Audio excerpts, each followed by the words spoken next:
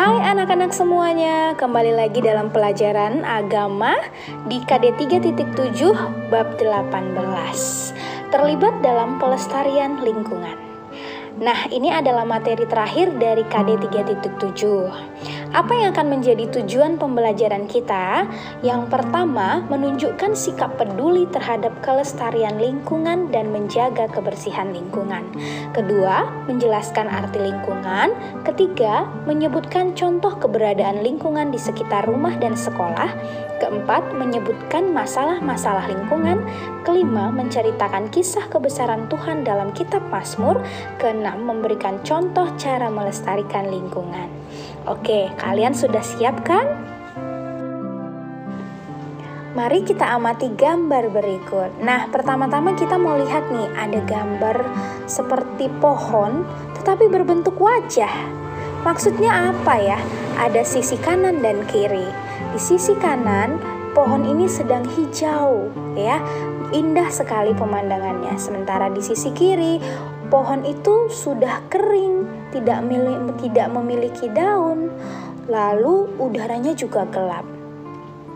Nah, inilah anak-anak yang terjadi pada lingkungan kita pada saat ini. Apa yang terjadi? Kita lihat pada gambar A, B, dan C.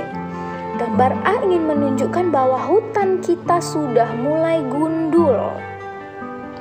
Gambar B, banyak polusi udara. Gambar C, sampah di mana-mana. Demikianlah masalah pencemaran lingkungan kita. Nah, lalu kita untuk memahami dan mencari tahu bagaimana cara kita terlibat menjaga lingkungan, mari kita pahami terlebih dahulu pengertian lingkungan. Lingkungan adalah segala sesuatu yang terdapat di sekitar manusia, kemudian tinggal bersama dan saling mempengaruhi bagi perkembangan hidup manusia. Contoh lingkungan itu adalah air, udara, tumbuhan, hewan, pedesaan, perkotaan, perkebunan, dan hal lainnya yang mempengaruhi manusia. Lalu, apa saja sih manfaat lingkungan? Nah, secara khusus manfaat lingkungan bagi kehidupan itu ada 3. Sebagai tempat tinggal, sebagai tempat mencari makan, sebagai tempat beraktivitas sosial, budaya, dan ekonomi. Lalu, manfaat lingkungan bagi manusia sendiri apa? Yang pertama, udara untuk keperluan pernapasan. Kedua, air untuk kebutuhan sehari-hari, listrik, dan sawah. Ketiga, tumbuhan dan hewan untuk pemenuhan kebutuhan protein hewani dan nabati. Dan yang keempat, lahan untuk tempat kita mendirikan sarana dan prasarana yang mendukung kehidupan kita. Jadi, kita semakin paham bukan tentang lingkungan dan manfaatnya?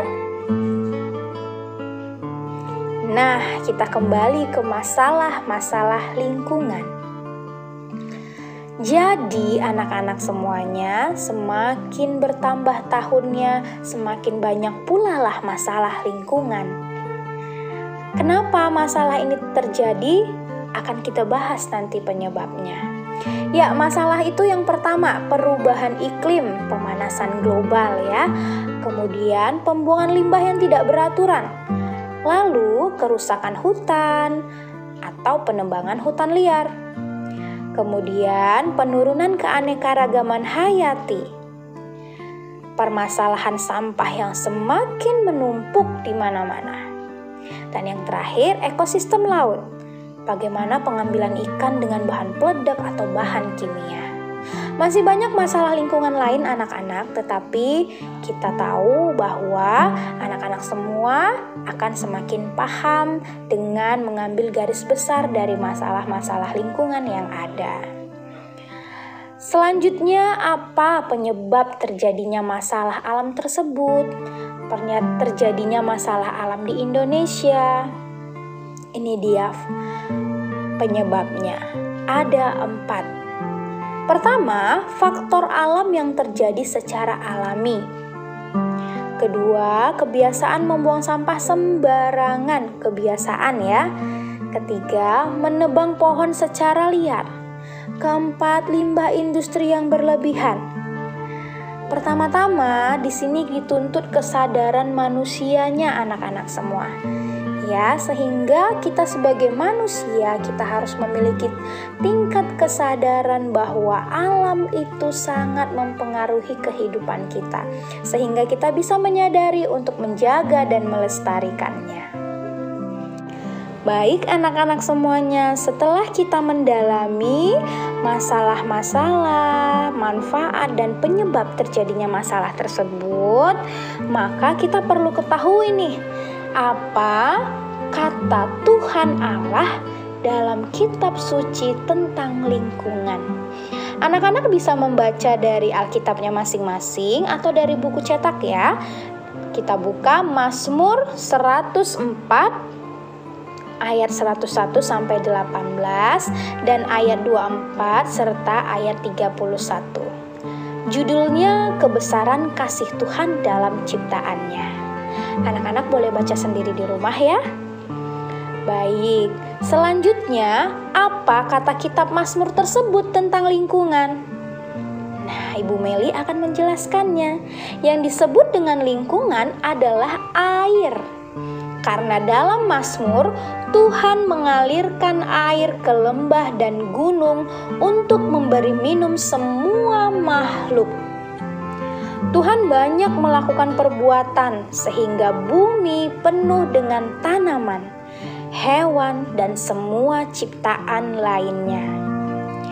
Jika Tuhan memberikan semua itu dengan cuma-cuma anak-anak, maka kita pun sudah harus dan sudah bertanggung jawab untuk menjaganya serta memanfaatkan alam dengan sangat baik sesuai kebutuhan kita.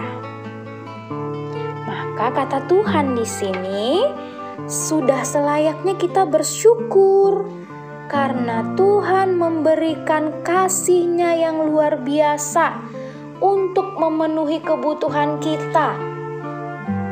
Nah, sekarang kamu sudah yakin kan untuk menjaga dan melestarikan lingkungan? Ibu Meli pasti yakin kamu bisa. Lalu, bagaimana Ibu Meli caranya untuk membantu permasalahan lingkungan tadi? Pertama-tama kita harus sadar bahwa membuang sampah itu wajib pada tempatnya. Sekarang kita udah bisa nih diajarin bagaimana membuang sampah yang dapat didaur ulang, sampah basah, sampah kering, dan sebagainya. Lalu kita bisa membuat sumur serapan untuk menambah cadangan air dalam tanah. Melindungi hewan dan tumbuhan langka, mengurangi penggunaan plastik dan styrofoam, serta hemat air dan listrik. Sederhana bukan? Kamu bisa melakukannya. Tidak harus di luar rumah. Dari dalam rumah sendiri, kamu bisa melakukannya. Nah, Ibu Meli yakin dengan materi ini kita semua bisa semakin menyadari bahwa lingkungan itu sangat berperan penting untuk kehidupan kita. Maka kita semua harus menjaga lingkungan kita dengan sangat baik. Yuk kita intip kisah seorang santo yang benar-benar menunjukkan dirinya adalah seseorang yang sangat mencintai alam. Siapakah dia? Santo Fransiskus Assisi.